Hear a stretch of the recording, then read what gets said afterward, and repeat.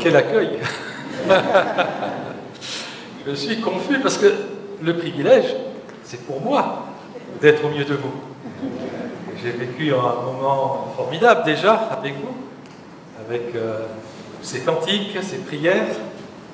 J'ai pris quelques photos, quelques petits films pour garder un bon souvenir. Donc je dois renvoyer les mêmes paroles que le pasteur m'a envoyées. Pour moi aussi, c'est un privilège d'être au milieu de vous ce matin. J'en suis très heureux, c'est vraiment une grâce du Seigneur. Et nous allons nous réjouir en lui, lire cette parole, écouter la prédication, prier. Et tout de suite, nous allons prier pour que le Seigneur bénisse sa parole. Seigneur, nous nous plaçons devant toi ce matin et nous nous mettons à ton écoute. Parle à nos cœurs, Seigneur, que ta parole devienne esprit et vie dans nos cœurs, dans le précieux nom de Jésus. Amen. Amen.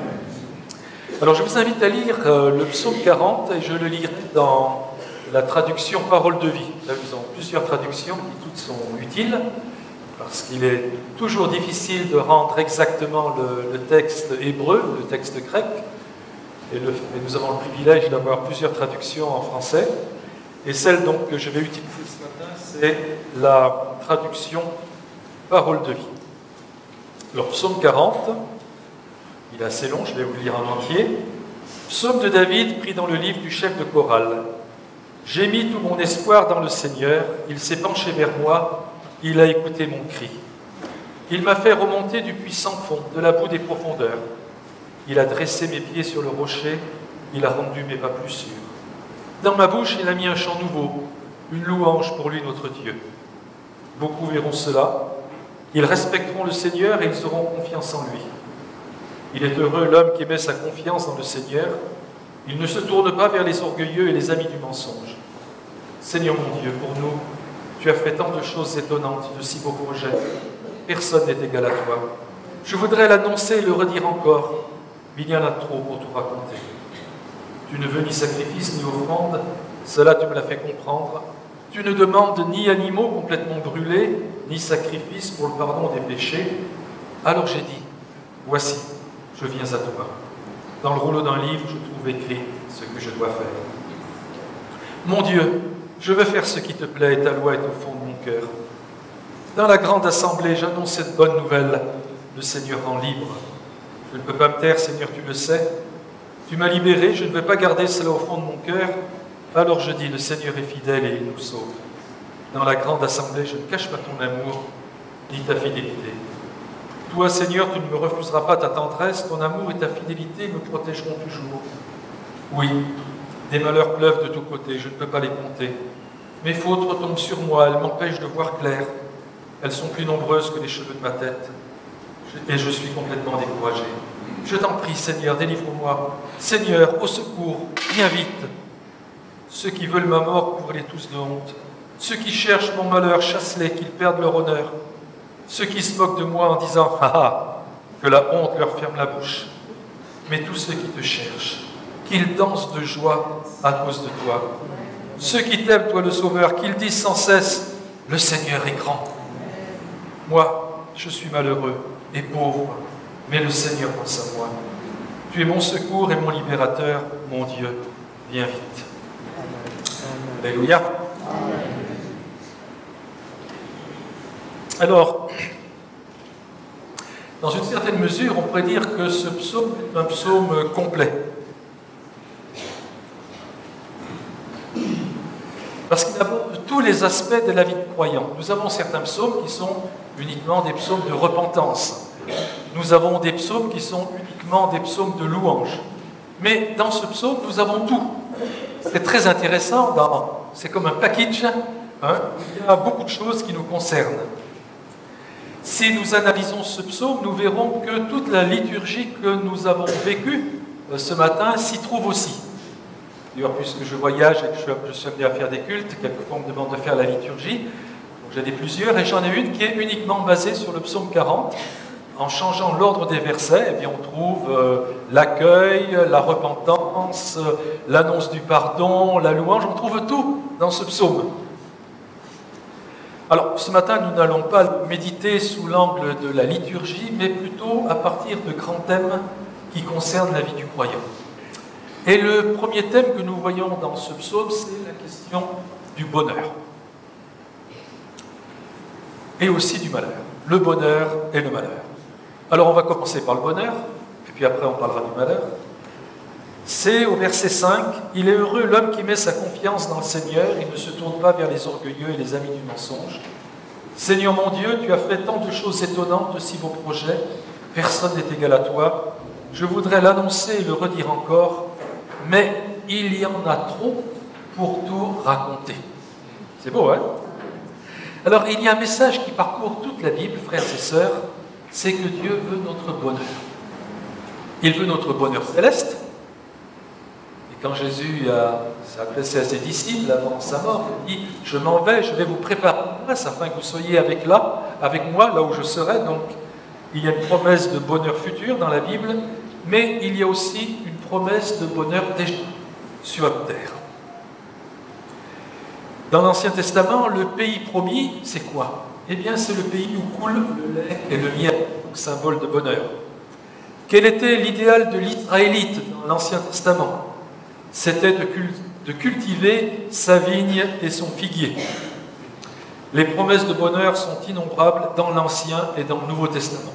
Et souvenons-nous de la première prédication de Jésus, le sermon sur la montagne, qui commence par ces mots « heureux ». Heureux, heureux, heureux, heureux. Donc Dieu veut notre bonheur. Amen. Alors une première question peut se poser pour nous, et celle-ci, est-ce que nous voulons notre bonheur?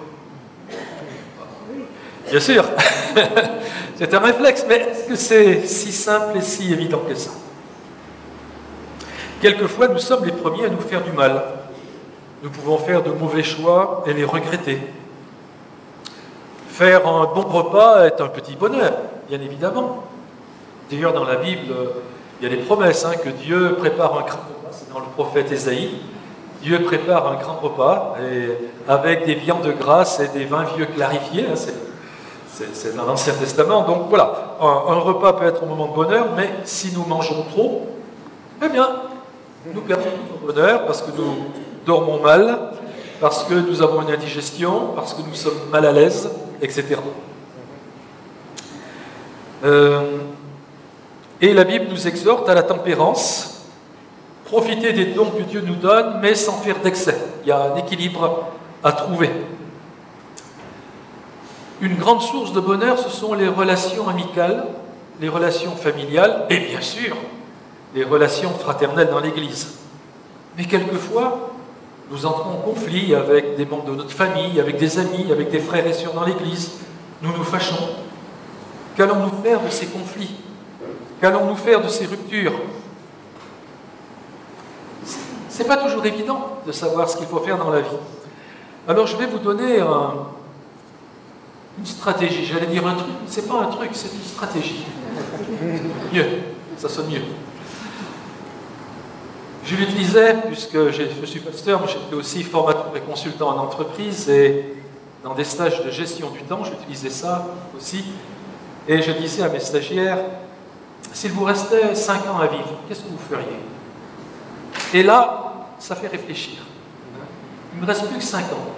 Qu'est-ce que je vais faire? Comment vais-je les utiliser? On peut aussi dire, projetez-vous à la fin de votre vie. Qu'est-ce que vous voudriez qu'on dise de vous? Ça fait aussi réfléchir. Et puis il y a une question encore beaucoup plus pertinente. Vous êtes allé chez le médecin, il vous dit, vous avez une maladie grave, il vous reste 6 mois à vivre. S'il nous restait 6 mois à vivre, qu'est-ce que nous ferions? Donc cette question est très pertinente. S'il me restait 6 mois à vivre. Et quand vous vous posez cette question, eh bien, qu'est-ce qui vient à votre esprit? eh bien il vient les choses prioritaires, les choses importantes. Les choses futiles disparaissent. Et tout d'un coup, vous dites, mais qu'est-ce qui est important aujourd'hui? Et par exemple, si vous êtes fâché avec quelqu'un de votre famille, peut-être vous allez vous dire, ah, maintenant si j'ai plus que 6 mois, donc il vaudrait mieux que durant ces 6 mois, je me réconcilie avec mon frère, ma soeur, mon père, ma mère, mon fils, ma fille, mon ami, ou tel frère ou sœur dans l'église, etc. Tout d'un coup, cette question nous amène à l'essentiel, à ce qui est fondamental. Nous sortons de la futilité de ce monde qui bouge, on est là avec les réseaux sociaux, les SMS et tout d'un coup, l'essentiel paraît devant nous. Alors voilà, c'est une première stratégie pour nous aider. Une deuxième question qu'on peut se poser, c'est est-ce que nous avons conscience des bonheurs que nous vivons déjà, de tous ces bonheurs que Dieu nous donne? Est-ce que nous en avons conscience? Et quelquefois, eh bien non, parce que là aussi le temps passe vite et nous ne prenons pas le temps de penser à toutes ces grâces que Dieu nous fait. Pourtant, David écrit dans ce psaume, il y en a trop pour tout raconter. Vous voyez, si nous voulons les chercher, il y en a tellement que ça va venir dans notre esprit. Nous avons tendance à nous plaindre alors que Dieu nous couvre de bonté et de grâce tous les jours. Alors, vous allez me dire, vous aurez raison, que ce sont les Français qui sont les champions de la plainte. Les gilets jaunes, les grèves, etc., etc. Dernièrement, il y a quelque temps, un écrivain français qui était interviewé sur une radio a dit « La France est un paradis peuplé de gens qui se croient en enfer. » Je répète, la France est un paradis peuplé de gens qui se croient en enfer. Et il a dit ça parce qu'il a beaucoup voyagé. Et moi, beaucoup aussi voyagé, je peux vous dire que... Donc, personnellement, j'ai beaucoup voyagé et je me rends compte qu'effectivement, chaque Français, tous les matins, devrait dire « Merci Seigneur pour le beau pays dans lequel je suis. » Hein? Mais ce n'est pas le cas. Bon, alors revenons à la Bible et passons par la psychologie. Les psychologues nous parlent de l'habituation hédonique. Alors c'est un mot compliqué, l'habituation hédonique. Habituation, c'est habitude, hein, et hédonique, c'est le bonheur. Donc, ce qui se passe, c'est que quelquefois nous sommes tellement habitués à certaines choses que nous ne réalisons plus que ce sont des bonheurs que Dieu nous donne. Nous avons nos deux bras, c'est pas un bonheur, sauf le jour où nous glissons, nous tombons, nous nous cassons le bras et nous restons avec un plâtre pendant un mois et demi. Et là, tout d'un coup, le jour où on nous enlève le plâtre, on se dit « mais quel bonheur de pouvoir utiliser de nouveau ma main droite !» Un jour, je suis allé au Cameroun. Quelqu'un m'avait réservé une petite maison, c'était très bien. C'était, pour ceux qui connaissent Yaoundé, c'était le quartier de Simbok. Alors, je ne sais pas comment c'est aujourd'hui, mais à l'époque, eh bien, il n'y avait pas d'eau. Si, il fallait sortir pour aller remplir à une source quelque part. Et les enfants de ce monsieur qui m'avait réservé la maison m'apportaient le matin des bassines d'eau. C'était très gentil. Mais je suis resté 15 jours sans prendre de douche. Et puis après, je suis allé dans la ville de Kribi, dans un hôtel, là. Et la première douche que j'ai prise, elle a duré 5 minutes, 10 minutes, un quart d'heure, 20 minutes, 25 minutes. Tout d'un coup, je réalisais le bonheur de prendre une douche. C'était tout simple. C'est la première fois de ma vie. L'habituation hédonique. Nous sommes tellement habitués à certaines choses, nous ne réalisons plus que ce sont des bonheurs et que c'est des grâces de Dieu aussi, puisque la Bible nous dit qu'il faut rendre grâce à Dieu pour toutes choses. Ce sont aussi des grâces de Dieu. Donc, frères et sœurs, changeons notre regard ce matin et sachons voir la grâce de Dieu et les bénédictions de Dieu dans toutes ces petites choses que nous vivons sans nous en rendre compte, alors que si nous en étions privés, nous réaliserions tout ce que nous avons perdu. Donc voilà, le Seigneur nous appelle à le remercier pour chaque chose.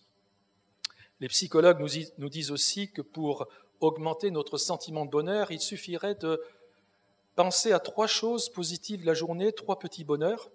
Mais c'est ce que la Bible nous dit depuis des siècles. Hein. Rendez grâce à Dieu pour toutes choses. Hein. Voilà.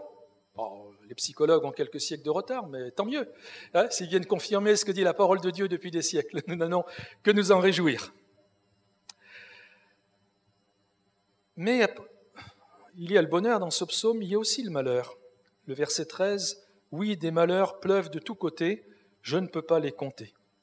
Mes fautes retombent sur moi, elles m'empêchent de voir clair.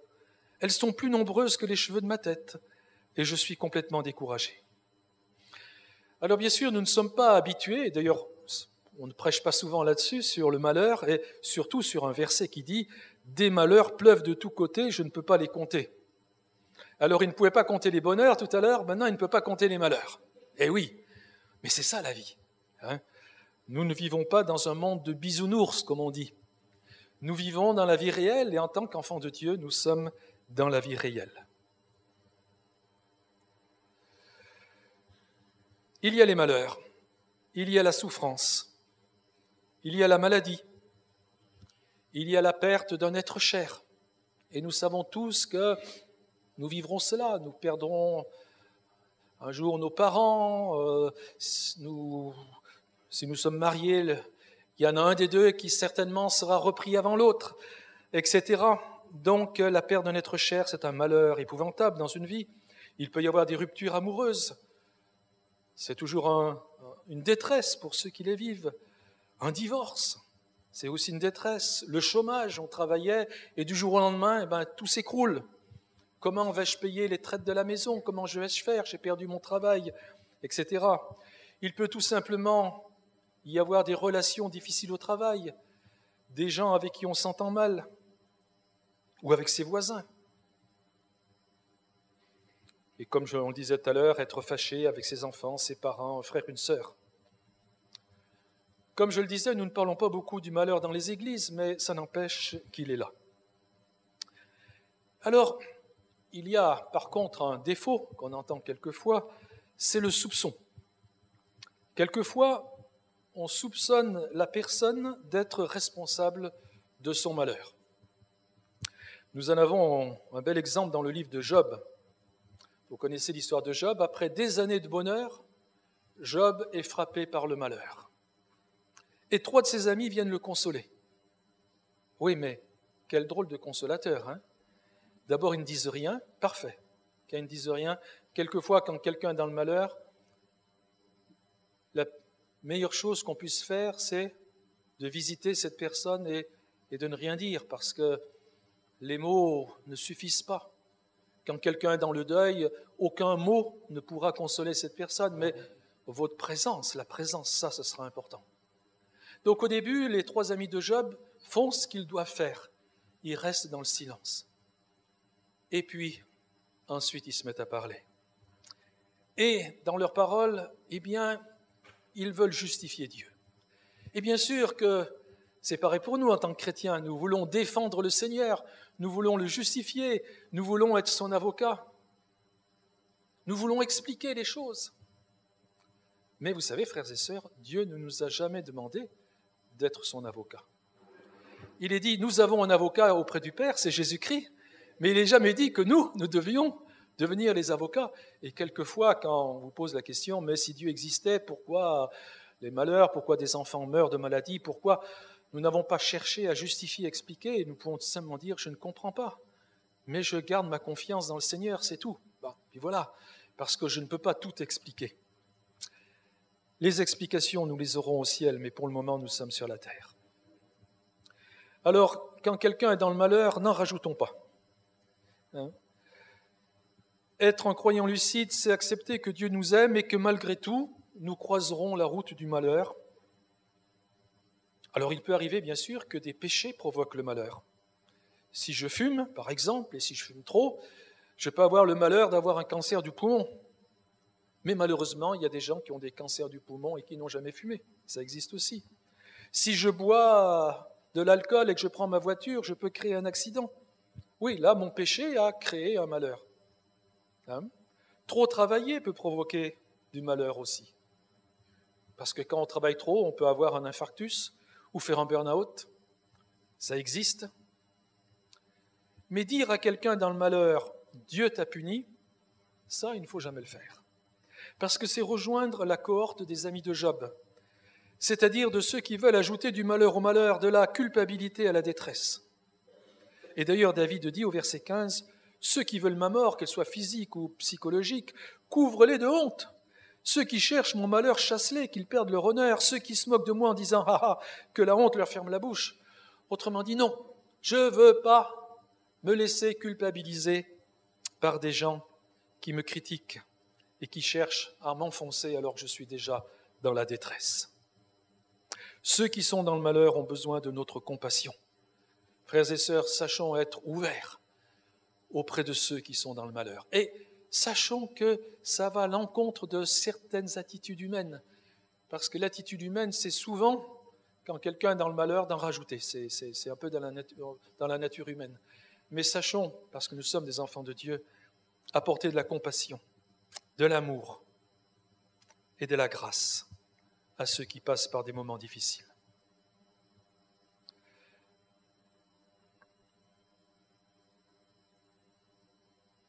Enfin, nous arrivons à une porte d'espérance. La méditation de ce psaume nous a montré que dans la vie, nous avons la chance d'avoir beaucoup de bonheur, mais que nous rencontrons aussi à certains moments du malheur, et pour certains plus que d'autres. Ce psaume nous a montré aussi que nous faisions des fautes, il avait parlé des fautes. Il y aura toujours du bonheur dans notre vie. Il y aura malheureusement aussi des malheurs. Nous savons que quelquefois, quels que soient nos efforts, nous ferons des fautes et nous pécherons. Ça nous a été rappelé ce matin dans la liturgie, tout simplement parce que la Bible nous le dit. Il y a eu une illusion dans certains milieux évangéliques au XIXe siècle, c'était de croire qu'on pouvait arriver à une expérience de sanctification définitive, et après cette expérience, le chrétien ne péchait plus jamais. Alors, ces gens appelaient ça le baptême dans le Saint-Esprit. C'est pas la même chose que le baptême dans le Saint-Esprit chez les pentecôtistes, qui est lié au parler en langue, au don spirituel. Là, c'était avant la naissance du pentecôtisme, qui est né au XXe siècle. C'était au XIXe siècle. Et donc, ces gens parlaient d'un baptême Saint-Esprit qui était un baptême de sanctification. Et quelquefois, dans l'Église, quelqu'un pouvait dire « Ça y est, j'ai été baptisé le Saint-Esprit, j'ai été baptisé, je suis sanctifié, maintenant je ne pêche plus. »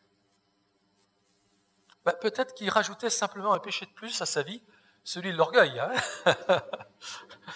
Donc, soyons modestes. Moi, il m'arrive de pécher, et j'en demande pardon au Seigneur, et il vous arrive de pécher.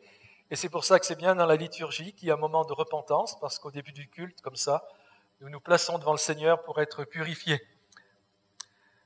Alors, David sentait aussi son péché, parce que David avait conscience de son péché. Très souvent dans les psaumes, il en parle. Et il était désespéré, quelques versets avant. Dans ce psaume, il dit « Mes fautes retombent sur moi. » Vous voyez, mes fautes retombent sur moi. Elles m'empêchent de voir clair. Elles sont plus nombreuses que les cheveux de ma tête. Alors, beaucoup de bonheur, beaucoup de malheur et beaucoup de fautes. Ben oui, c'est dans ce psaume. Elles sont plus nombreuses que les cheveux de ma tête. Et je suis complètement découragé. Alors voilà le témoignage de David. Mais tout d'un coup, et c'est là l'apport d'espérance, au verset 10, il dit « Dans la grande assemblée, j'annonce cette bonne nouvelle, le Seigneur rend libre. Je ne peux pas me taire, Seigneur, tu le sais. Tu m'as libéré. Je ne veux pas garder cela au fond de mon cœur. Alors je dis, le Seigneur est fidèle et il nous sauve. Dans la grande assemblée, je ne cache pas ton amour ni ta fidélité. » Frères et sœurs, que ces paroles sont réconfortantes ce matin. Parce que nous pouvons être dans le malheur comme on l'a vu. Nous pouvons sentir le poids de notre culpabilité. Nous pouvons être mal à l'aise ce matin en disant « Ah tiens, cette semaine, j'ai mal agi, je me suis fâché avec un tel, etc. » Nous pouvons nous trouver dans des situations différentes les uns les autres. Mais tout d'un coup, cette parole vient. J'annonce cette bonne nouvelle, le Seigneur rend libre. Et frères et sœurs, si nous venons au culte, c'est peut-être pour nous rappeler semaine après semaine que le Seigneur en qui nous croyons n'est pas un Dieu qui nous condamne, mais un Dieu qui nous libère. Un Dieu qui fait tomber nos chaînes. Un Dieu qui agit en nous pour nous libérer intérieurement, afin que nous ressemblions de plus en plus à son Fils Jésus-Christ, qui a donné sa vie pour nous. Aussi, je voudrais terminer ce culte, enfin, pas ce culte, mais cette prédication, en vous proposant de vous lever, et je vais lire ces paroles, et nous les lisons ensemble. Ça vous va? Alors allons-y. Dans la grande assemblée, j'annonce cette bonne nouvelle, le Seigneur rend libre. Le Seigneur rend libre. Ah, mais vous l'avez. Donc, on va le faire ensemble. Je ne peux pas me taire, Seigneur, tu le sais. Je ne peux pas me taire, Seigneur, tu le sais. Tu m'as libéré. Je ne veux pas garder cela au fond de mon cœur. Alors je dis, le Seigneur est fidèle et il nous sauve. Dans la grande assemblée, je ne cache pas ton amour, ni ta fidélité. Amen.